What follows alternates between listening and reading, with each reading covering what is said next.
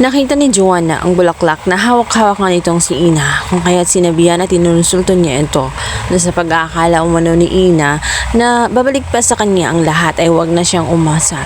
Pinaglalaroan lang umano siya ng kanyang kapatid na itong si Yuan.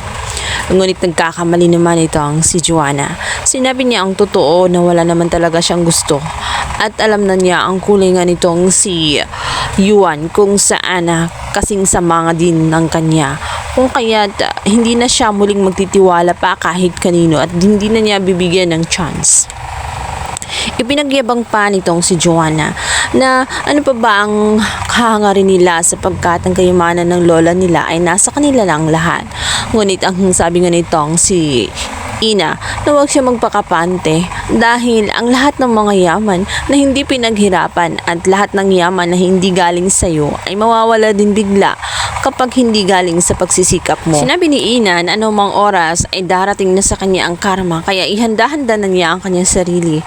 Ang kanyang restor ay mabubulok kagaya ng kanilang pagkatao dahil ang lahat ng meron sila ay parang galing naman sa nakaw dahil nakuha nila ito ng sapilitan.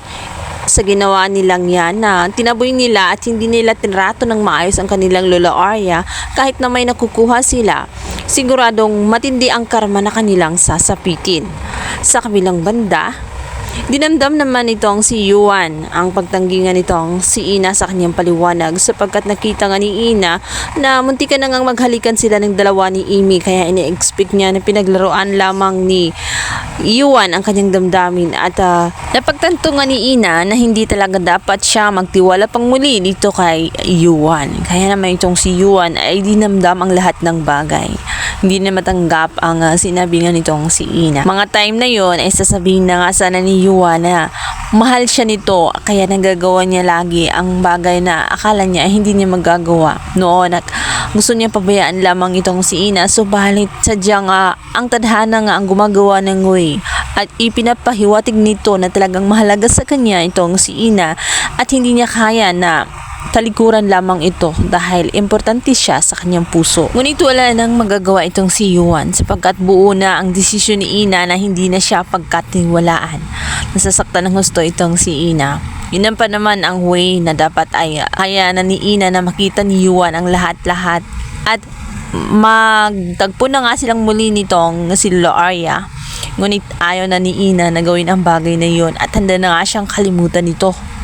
Samantala, dahil sa pangyayaring iyon ay bubuksang muli nitong si Ina ang kanyang damdamin dito kay Francis kung saan nakita din naman niya na talagang sincero. Nakita niya na si Francis ang nararapat. Ngunit magbabago pa kaya ang damdamin nitong si Ina matapos matuklasan niya na itong si Yuan ang may dahilan kung bakit na isagawa ang operasyon nitong si Nuno dahil pasikreto nga niya itong tinulungan.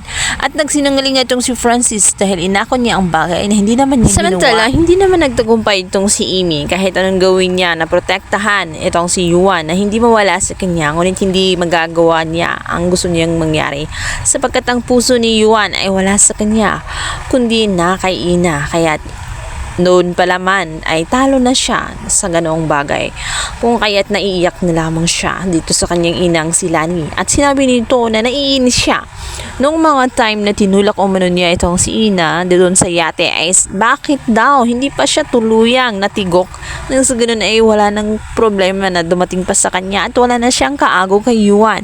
Ngunit ang pinakamasaklap ay narinig ni Yuan ang lahat ng sinabi nga nitong si Amy kung kaya't wala nang gana itong si Yuan at tuluyan na nga niyang hiwalayan itong si Amy dahil hindi na niya alam kung ano pang kayang gawin ni Amy kay Ina. Nais niyang protektahan itong si Ina at sa tingin niya ay hindi talaga worth it na pakisamahan ang kasamaan nitong si Amy.